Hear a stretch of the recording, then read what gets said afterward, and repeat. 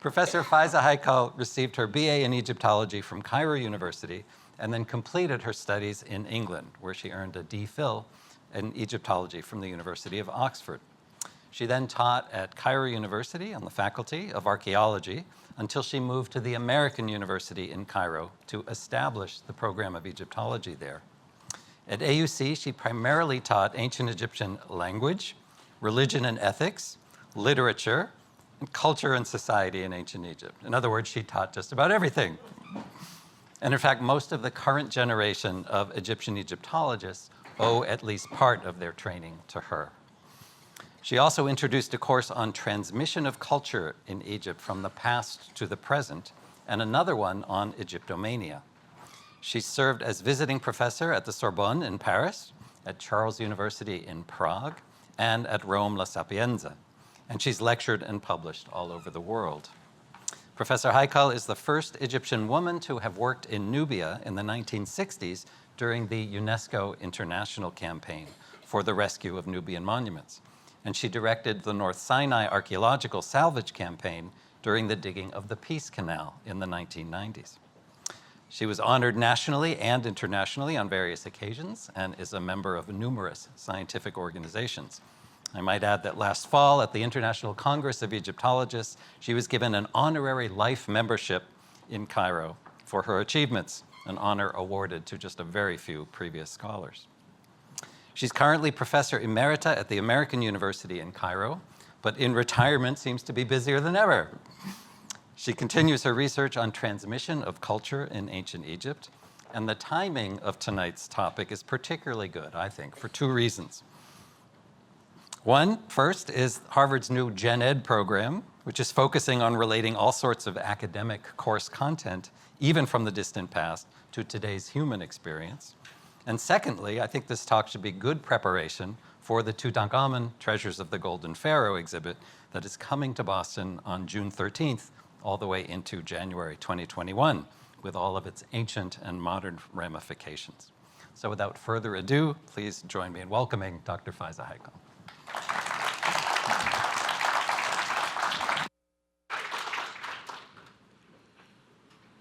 Well, thank you very much, Peter, for this very nice introduction. I don't know whether I deserve all that.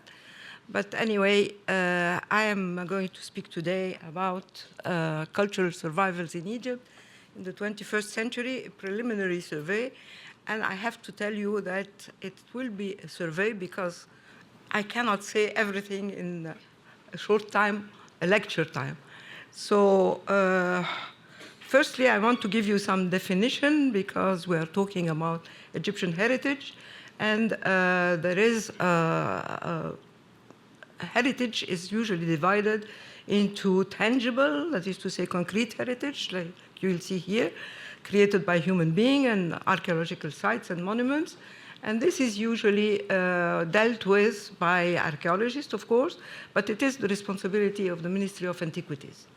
So they take care of museum and they take care of the sites. What I'm talking today is about is not that at all. I'm talking about the intangible heritage produced, inspired essentially by the environment, like, for example, the language, the beliefs, the superstitions, literature, music, social organization, social life, and more in general. More accessible to scholars who know both Egyptology and modern Egyptian folklore. It being so, I considered it my duty, being an Egyptian and knowing both cultures, ancient and modern, to convey to the people who do not know, who do not have the possibility to know it as well, to try and work and convey my knowledge to them. So the presentation will deal with the social manifestation like games, music, body language, but essentially with the interaction of the living and the dead in ancient Egypt. This is something very, very Egyptian, this close relationship between the living and the dead, as you will see here, and it's still existing very clearly in our daily life. Belief in the afterlife and in another world, people by gods and divine creature, cult of the ancestors and cult of the saints, visits of cemeteries, rituals, and offering. And of course, all this will denote not only what was in ancient Egypt, but also what is done in modern Egypt, and how, on the whole, Egypt remained a very religious country. Then I'll give you a sample of superstitions which come from the ancient past and echoes in stories and folklore. And it will end with a very brief mention, I hope you have time to do all that, the impact of the language of ancient Egypt on modern Egypt and on the revival of ancient Egypt to express Egyptian identity.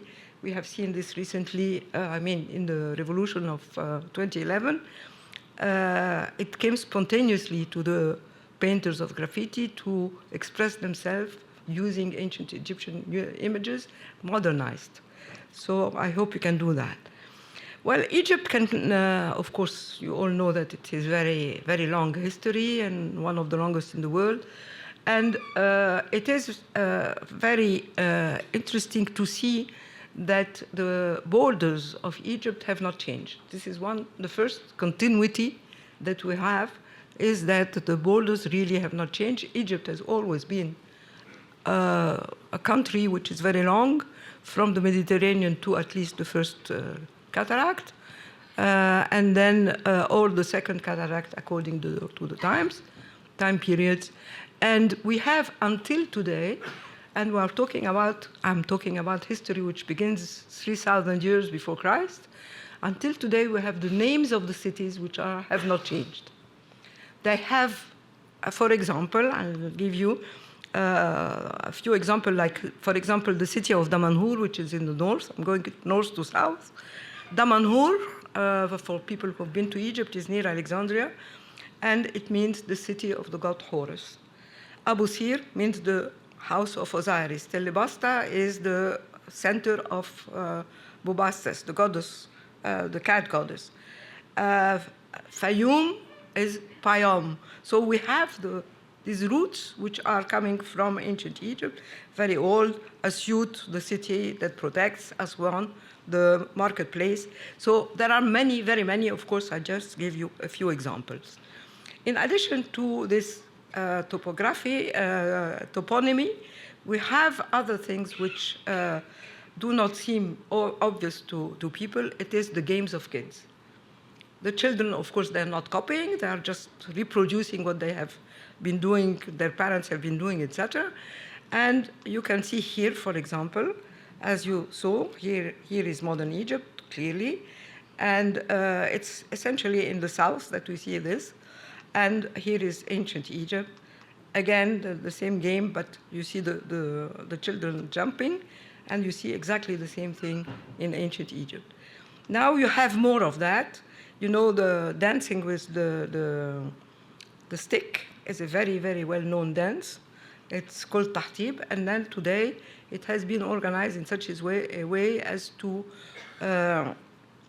have been modernized by people, and now it's considered by the UNESCO as a heritage of Egypt, and it has been accepted there. Now the body language also, for example, you see this is modern Egypt. The peasant is singing to occupy his time, and when he sings, he's always touching his ears, and it reminds me of what the singers do today by plugging their ears with something else to better hear the music in their head. This comes also in Egypt. It's the same movement that you can see. Same thing in the popular places where they are representing daily life, and the barber is barbering the men in the street, very much like that, like here. And look here again, the same body building and body manners. They are exactly the same. Even the buckets they are carrying have similar shapes. Now, these are a very, very quick overview, and we are going to pass now to the more religious thing, which are very difficult to change. People are very traditional in Egypt about anything related to death, to other life, to things that they don't know, so they prefer to keep what they know. And whenever, for example, they believe that there is a soul which comes out at the moment of death, And very often the soul had a human head, and it was a kind of, not only the soul, but it was really a kind of second ego, an avatar of the personality. The more you study it, the more you see that it's more than just the soul. Here, for example, I have a very quick view that we say the same thing today. The soul goes to heaven, the body goes to the underground, and the memory remains upon earth. The same saying is practiced by ancient Egypt, and they always wish to the deceased the same thing: the soul in heaven, the memory and the name upon earth, and the body in the underground. Now I show you again more mannerism. These are funerary scenes where people are mourning a person who just died, and you can see that, of course, the movements are very, very, very similar. This is the bier, which is carried by the people. And here, this is the modern bier carried by the people. You can see that it's, again, identical. But what is more interesting even, it is the name of the bier in ancient Egypt. And in modern Egypt. It's called Nebanch in ancient Egypt. I see that there are many Egyptologists here. Nebanch is the lord of life. That is to say that the bier is giving life to the deceased, because you cannot say that he's dead. You shouldn't pronounce the fact that he's dead. So he's really the lord of life. They give the opposite. And in modern Egypt, it's called exactly the same thing in Arabic. It's a translation of ancient Egyptian. It's called Nash, the one which resuscitates, regenerates. It's exactly the same idea. Now, another thing I was telling you about the interaction between the living and the dead in Egypt. In ancient Egypt, there was a cult of the ancestors, and they were there to help the living, and the living would present to them offering, but they would also write to them letters and present the letters. You can see it over there, and ask them to help them from wherever they are to solve their problems. The same thing happened today. We still write letters to the dead, however, not to our ancestors, but they write letters to the great saints, whether Christian or the awliya, the Islamic. It's the same thing. You can see here that they go and present this letter to the person they are believing in. They feel close to them so that they can help them. Here are also the same thing, the ancient Egyptian letter to the dead. So they are represented on vases or anything that they present to the dead, and they will never get it back. Another thing is the appeal to the living, which is exactly like we have today in Egypt. Here, this is written in Arabic, but it says, "O you passers-by, when you pass by my tomb, recite a prayer in my name because I'm a good person, I did this and that." In ancient Egypt, these are, again, other things from modern Egypt cemeteries, where they say this, and they particularly want people to recite the beginning of the Quran for Muslims and something from the Bible if they are Christians. So you see, it's the same idea that they have in ancient Egypt. And until today, whenever we see a funeral or something, spontaneously we have been taught to recite a prayer to the dead so that God bless him and forgives him. Also, the architecture of the cemeteries, not all of them, but many of them, and around Cairo we can see this a lot, they are like a house of life, perjet. And the tombs are the house of eternity. So here, this is a Christian house, a Christian entrance to a tomb, and this is a Muslim entrance to a tomb. It's the same idea. So I'm telling you Christian and Muslim so that you know that it is not a religious thing, neither for Christianity nor for Islam. Normally, this does not exist. But it is a tradition which comes from ancient Egypt, and you have the people who are having these kind of houses so that when they receive visitors, the visitors are comfortable, they can spend a lot of time with their dead people, and they can present to them flowers and other kind of offerings until today, because the flowers are symbols of vegetation and therefore of life and the cycle of life. Of course, the offerings which are presented today are not presented to the dead, but on behalf of the dead. And they are presented, and very often they tell you, the dead person liked fruit and like this and like that. So they present this to him as if he was going to receive them, but in fact, it is distributed to the poor community which is around the tombs. So here you have the past, and here you have the present. And you see the tombs are always decorated with flowers and greenery because it is symbols of life. Here it is, you see the house. This is a tomb of a wealthy person. The others are tombs of poor people who cannot afford a house, but they sit there. They can have their meal there they share the meal almost with the deceased, and his presence is felt by them. Here you have more samples of the same. They are sitting by the tombs and feeling comfortable with their dead. Now we are going to pass on to the saints. We are having the ancestors. Now we have the saints who started in ancient Egypt. People were considered a saint when they had been serving the people very well in ancient Egypt, and that the king or pharaoh allowed them to become, they gave them particular shrines, etc., so that the people could visit them. In Christianity, it is normally designed, the saint is a person, of course, who serves God, and he is either he was a martyr or he was an evangelist. So this is a very important thing. Many people have written about these. I am not going to give you all the references here because there are too many, but I give you one which I wrote because it has a lot of bibliography as well, if this is interesting to you. But what is the characteristic of a saint? This is what most important people in all the religions of Egypt, from ancient Egypt until today. It is the same thing. They replace each other. They have different names, but they play the same role in the society. They are intercessors between the humans and God. Normally, in Islam, there is no intercessors. However, people are very humble, and they think that they need an intercessor. They need something concrete. What is particularly important to remember is that all these people have powers.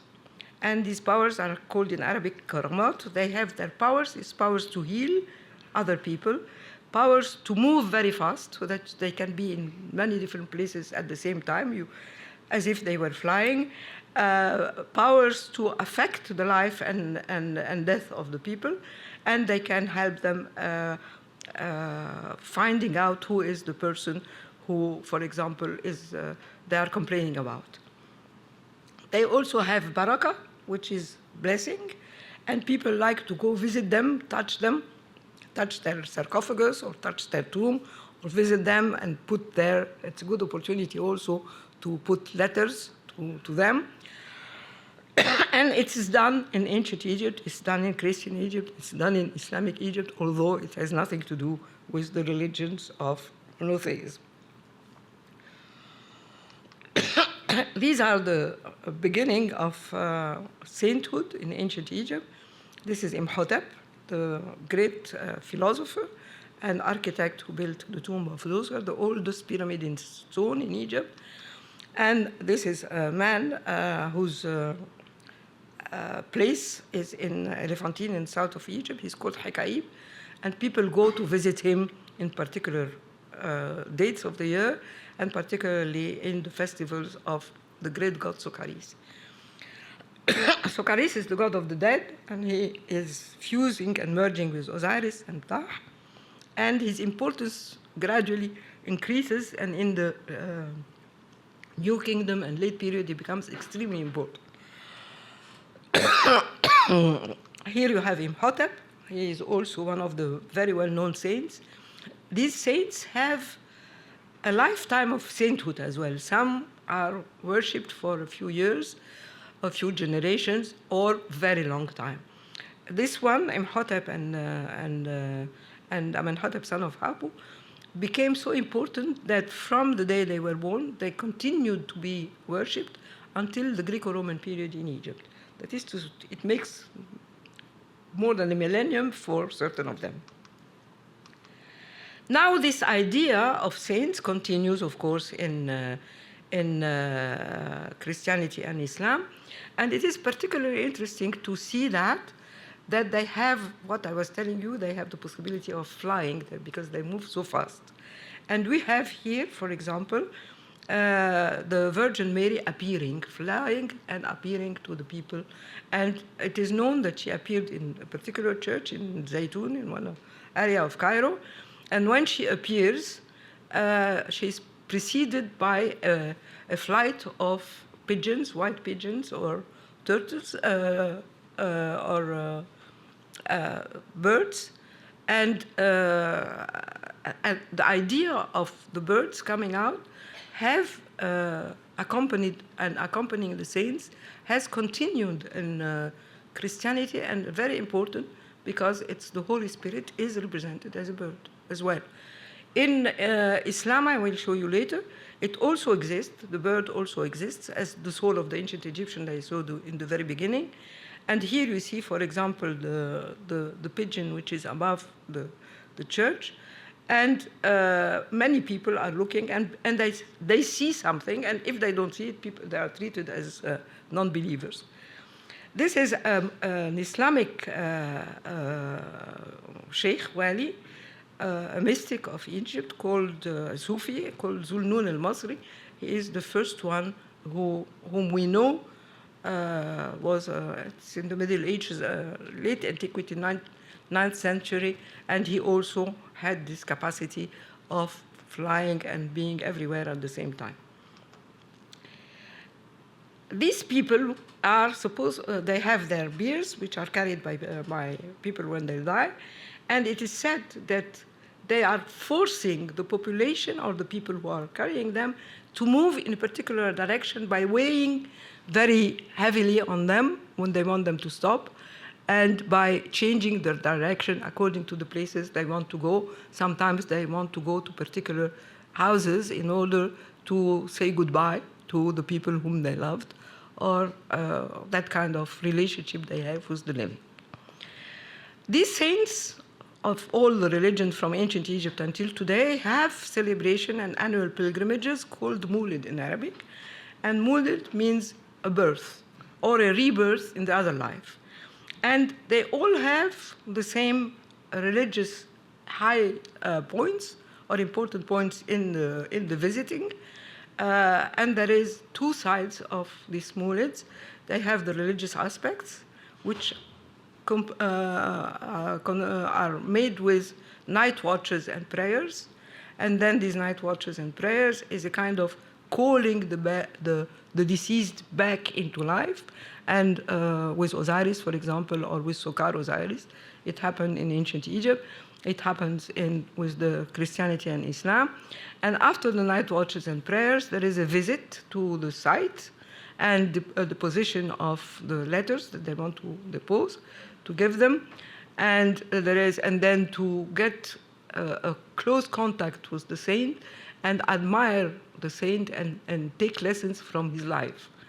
And then there is a procession or it's called Zaffa in Arabic, where the head of the congregation who are organizing the pilgrimage are walking around the people.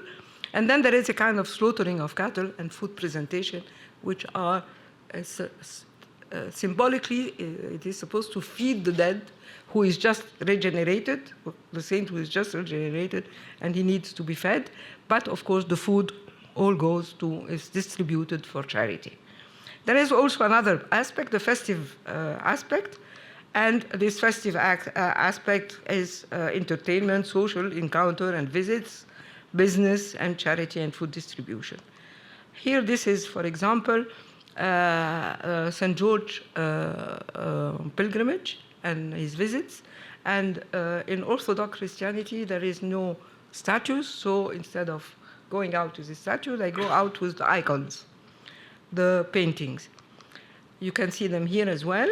And here is the procession with the painting. And it's around a court. It's done in the great monastery in which the saint is usually buried. Then these are the sacrifice, and because the animals which are sacrificed are presented to the saint, they carry in themselves a certain blessing, and this is why the people are putting the blood of the sacrifice on themselves, because it has blessing in it and it will be good for them. So it's and it's done again, as I say, from ancient Egypt until today to in all the religions. Here is an image of the people who are putting their letters into the holes of a doorway of a saint called Tawadros, and he is a saint who has relics, and he's a healer. So, as I say, they replace each other in the different religion, but they do the same thing. Now we have symbols which reminds us again of ancient Egypt. It's the boat. The boats that you can see here are the ways of moving in ancient Egypt, whether in the sky, the sun boat, or in the underworld, but you cannot go far without a boat in ancient Egypt.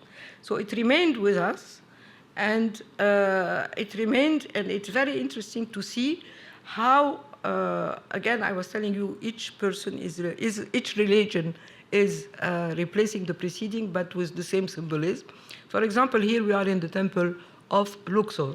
Temple of Luxor has, inside the temple of Luxor, a mosque and a church on top of each other. What you see here is the mosque, which is outside the church, but there is one inside the church as well, which is in which there is a saint who is buried, Abu al-Haggag, and it is above. You see, it's in the columns of the first court of the temple of Luxor. So the place is sacred, and the sanctity of the place remains throughout the religions, and it continues until today. Whenever there is a pilgrimage there, you have the same stories. For example, this is the pilgrimage of Abu al-Haggag. You can see there in ancient Egypt, they had there a festival of Opet. Now there is the equivalent, which is the festival of the Sheikh Abu al-Haggag.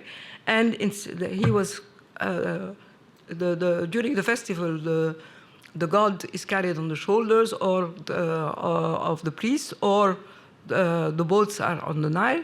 But you have the same thing now in the modern ones, you see, whether by boat or by cars. And you have the same crowd and the same festivity and drums and people and all the things that you have in a festival. You see, this is modern. It's the same idea of the festival of Abu al-Haggag, of Amun in the ancient days. Here, this is another temple, mosque. It's in Sayyida Zainab. And here you have less wealthy sheikh, and you see the people who are touching to take the barakah, the blessing from the sheikh, because for him, and then they ask him to look at them. Looking at them in ancient Egypt and in modern Egypt, when you say look at me, it means take care of me, not just look at me. It's not a question of seeing, it's a question of taking care.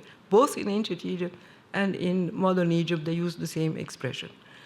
Then this is the festive part that you can see in modern Egypt when there is a festival, and in Cairo, and this is the head of the procession and the most important personality who is organizing the pilgrimage. And you have here also, you know, food, and people can buy what they want, or they are given a lot of things if they are poor. So this is what I wanted to show you essentially about the pilgrimage. Now I'm coming back to the idea of the soul and how it was a bird, you see, human-headed bird. It continued to be a human-headed bird for a very long time until Christianity. And then with Christianity it stopped, but somehow it remained in the subconscious of people and it came back. You have again ideas like that in Fatimid period, in Islamic period, I mean to say for people who don't know that. And we shall see that we have this soul who is separated from the body, but it is rejoining the body every night in order for the body to be re-enlivened and be able to eat and drink. and conduct a normal life. Well, this bird has many aspects, as you have seen. One of them is the pigeon, which is the Holy Spirit, and you can see always hovering over the Virgin Mary in all the representation where she comes. Pope Francis came to Egypt not very far away ago, and the man behind him is the Orthodox Pope, and you see that presenting a pigeon, because again it's symbol of the presence of God. And this is very recent. Huh? Here you can see in the folklore how the souls are drinking water, the birds are drinking water, and today, until today, we have these jars filled of water for human beings and a little bowl under it for the souls, for the birds, because they also need to drink. So you see the continuity, and the whole idea is continuing. Now I'm going to tell you about things which are less religious, but very superstitious. And because the Egyptian believe in the presence of doubles of themselves under the world, underground, and they believe that the whole atmosphere around us in ancient Egypt was filled with genies, etc. Today we say the same thing. And in order to propitiate all these genies, you have to give them offerings. And sometimes they appear in the shape of cats, and therefore you give them something sweet and milky so that they like it. You put it at the door step of your house so that when they come, they can take it, and they are not attacking you or anything, because they can be jealous. Those who live in the underground can be jealous of those who live above ground, and therefore they can harm them. So this is to propitiate them and prevent them from harming them. I'm going to say something in Arabic for people who understand Arabic. For example, to show you that there is a kind we are supposed to have, each one of us has a brother or a sister underground. He's a genie. And if a child falls, we say, may God bless you and your brother who is better than you. Huh? You know, the brother who is better than you is the one in the underground. I don't know if you say so in Sudan as well or not, I don't know. Or maybe it's very Egyptian. And these are, of course, amuletic things which happen in all the world, except that in Egypt they have particular way of doing them. This is also something which is coming from ancient Egypt, very important. It's called in Arabic tast al-khadda, that is to say the ball of prayer.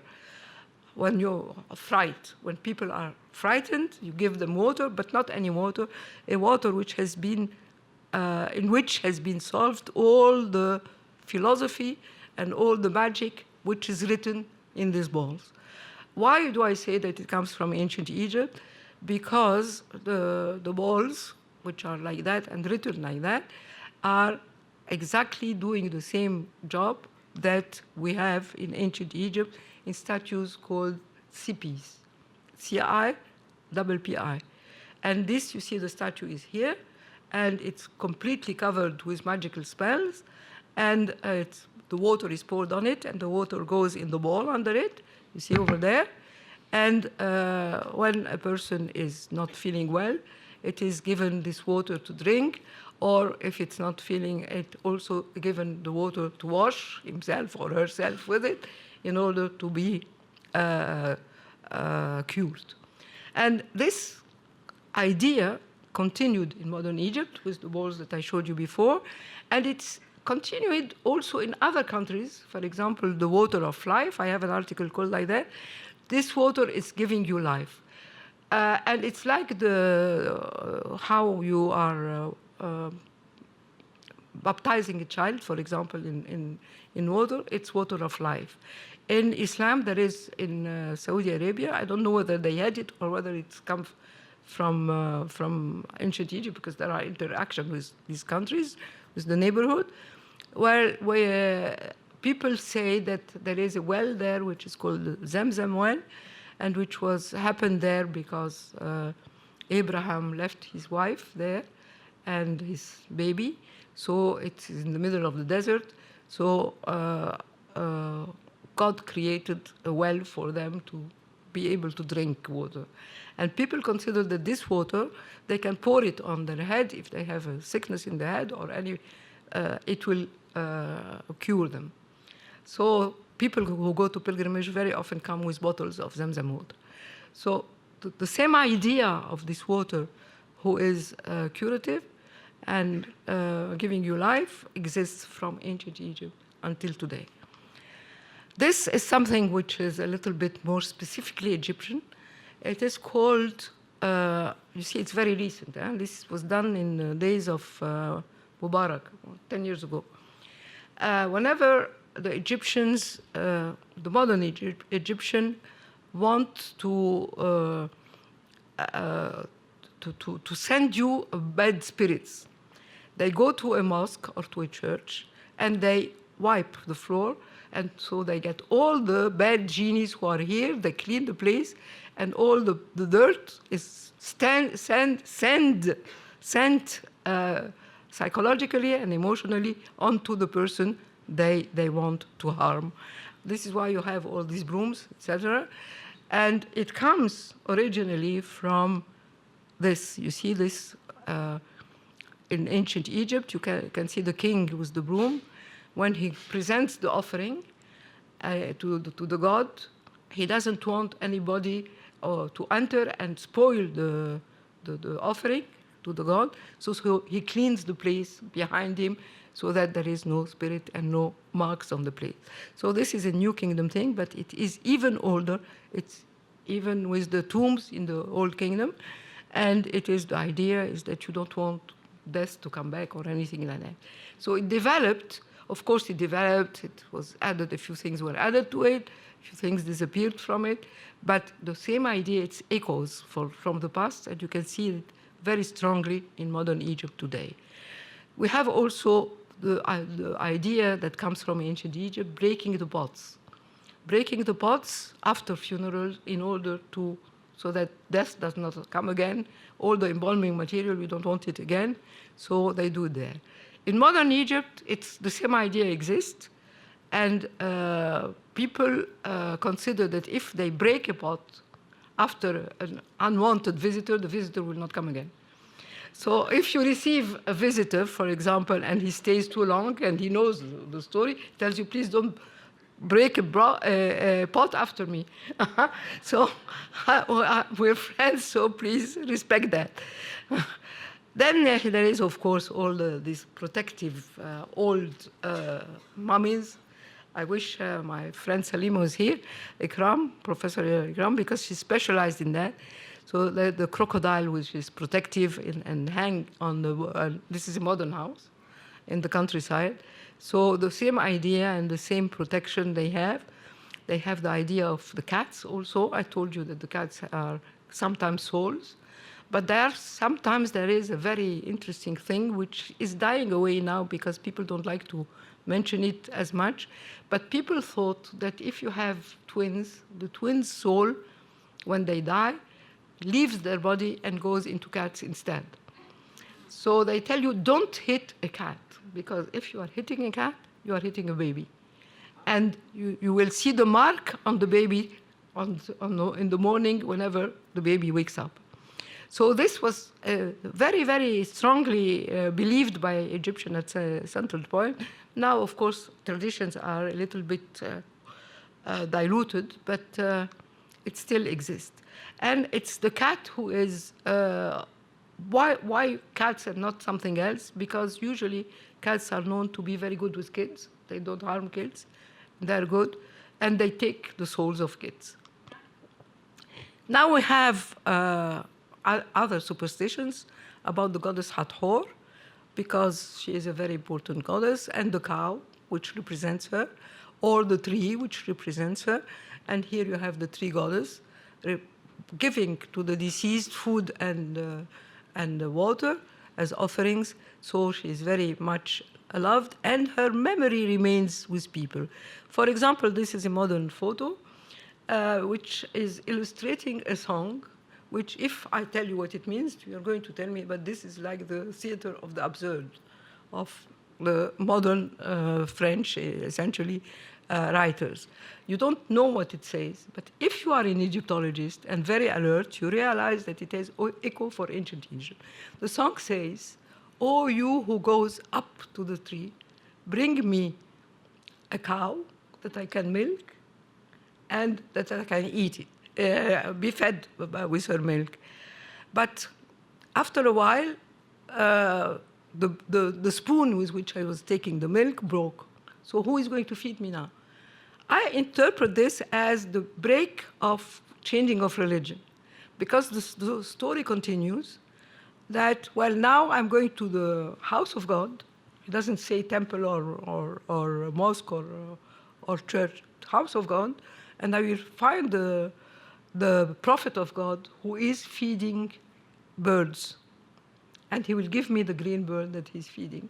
So the continuity of the God feeding the child, of course, if you don't know that there is all this long history before, you say, what does it mean that he's going to get a cow from the tree and all that? So this is what I call echoes in literature.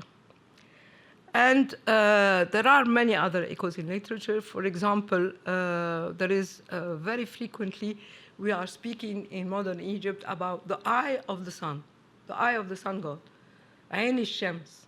This is, nobody today, to my knowledge, mentions the eye of the sun god except the Egyptians.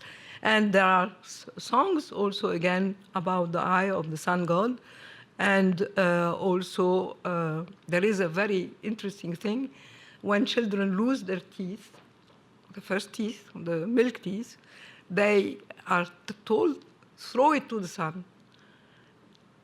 And then, instead of putting it in the Western world under the cushion or something, they throw it to the sun. And you say, "Oh, sun, take the tooth of the cow, of the donkey, and give me the tooth of the cow." Who is the donkey and who is the cow? The donkey is Set, the god Set, the bad tooth. And the cow, they don't know. This is my interpretation. And the cow is the beautiful Hathor. Because sometimes, in Arabic, the cow is Gamusa, and sometimes they don't know what they're saying, so they say Arusa, which is the bride, who is also Hathor. So the echoes change. I mean, you hear it. It's like telephone cassette that people play, this kind of shows. But if you know ancient Egypt, you can find the thread which is bringing you here. Then there is another thing which is also exactly the same. It is about the fear of saying something bad. Because in ancient Egypt, creation is done by the word, one of the means of creation. The word is creative. If you pronounce it, something happens. The reality, it becomes reality. So if you say death, you die. If you say something, so you don't pronounce anything that you don't want to hear. You will never mention cancer, for example, or anything like that. In ancient Egypt, it was the same thing. They tell you the unnamed. اللي ما يتسماش, we say in Arabic. Or the far away, why, in hieroglyphics. So that it's far away from you. Until today, we have the same idea that you do not pronounce what you don't want to happen because the word is performative. It's creative. So I have a number of examples here. And of course, this is the same mentality. It's just translated into another idiom. But it's the same mentality. For example, if somebody is ill, it's a very famous story of Papyrus Vendier. Pharaoh is sick, but they will not say Pharaoh is sick, because he will become sick. They say the enemies of Pharaoh are sick. And we say today the same thing. If somebody is sick, you say, no, this is not you, it's your enemy. So it's the same idea exactly translated from the past, which is in our culture. May it be the enemy. And inshallah al-adu, we say in Arabic. Or you say, for example, عن اختي in hieroglyphics. So and so, if she's a woman, she's عن اختي or عن خو, etc. This is, may she be alive. May she be alive is is a desire, the prayer that is very, very frequent. We say the same thing in Egypt, may you live. If you do something good for people, it's may you be alive or may you be in good shape. It's the same mentality. Now, of course, among other things that we have from ancient Egypt is all the names of people, many, many names of people. For example, Nefertiti, Ramses, all these are ancient names which are still around. Bechit, Shenouda, all these are ancient Coptic names, and we still have them. There is a lot of things in the agricultural life. For example, the Coptic calendar. Today, if you open a newspaper, Egyptian newspaper in Cairo, you have 3 calendars. You have the Western calendar, the international calendar, you have the Islamic calendar, which is lunar, and you have the Coptic calendar with the Coptic names. We still know them and we still use them. And so it's on the newspaper. And these Coptic months, for example, are having a little song accompanying them which describes the month. For example, now we are in the coldest month of the year in Egypt, Tuba. And it tells you, Tuba, the month of Tuba, which comes from Tebi, from ancient Egypt, makes you like an old woman because you do that all the time. Or, for example, another month, Hathor. Hathor is the month where you are having harvest. So it tells you you go to the field and you get whatever you want. Everything is there. So we have these little songs which are coming from ancient Egypt still existing with us. And we have many words which related to agriculture. For example, Tameri, which many people think it is the beloved land. It is not the beloved land at all. It has nothing to do with love here. Meri is the reeds, and which come out of the mud brought with the inundation. So the word is Emri in Coptic. And other words of agriculture are very, very frequent.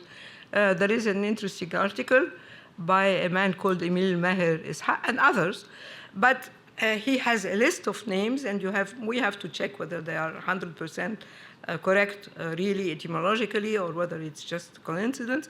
But I give you an example. For example, when you have borders of the fields in ancient Egypt, they are called tash. Well, Egyptologists all know that. In modern Egypt, they are called tash. So obviously, this is correct. And we have other names as well for Shona, the granary, Sheni, and other many, many things that are like that. Today I have to hurry up a little bit. So I shall not go, or you have to trust me that we have all that, shall not go through all that. But then in modern Egypt, we're coming to the end. In modern Egypt, what happened? When they wanted to represent Egypt, they go back to ancient Egypt, because the real identity of the country is represented by ancient Egypt. Afterwards, Coptic Egypt or Christian Egypt and Islamic Egypt, you have Christianity and Islam all over the world. But Pharaonic Egypt is only Egypt. So the inspiration comes from there. And we have, for example, this is a little rest house by the pyramids, and it was built by King Farouk. And he is representing himself as Pharaoh, and his face is himself, is King Farouk. And we have a lot of cartouches with the name of the king inside. So they always want to represent the real identity of the Egyptian. This, for example, is a modernized, of course, pyramid. This is the pyramid of the soldiers who fell in the wars of Egypt. And they have names of all the common names in Egypt, whether Christian or Muslim. And under this pyramid, President Sadat is buried. So you see, you have all the idea of the symbolism is ancient Egyptian. Also in the revolution, when they wanted to mourn the people who died in the revolution, what did they do? They made graffiti from ancient Egypt. They represented them. And it's very interesting. Some people certainly knew Egyptology because they even wrote hieroglyphs. So this is what I wanted to tell you today, and my time is over. So thank you very much for your attention, and I hope that you got something. Yeah.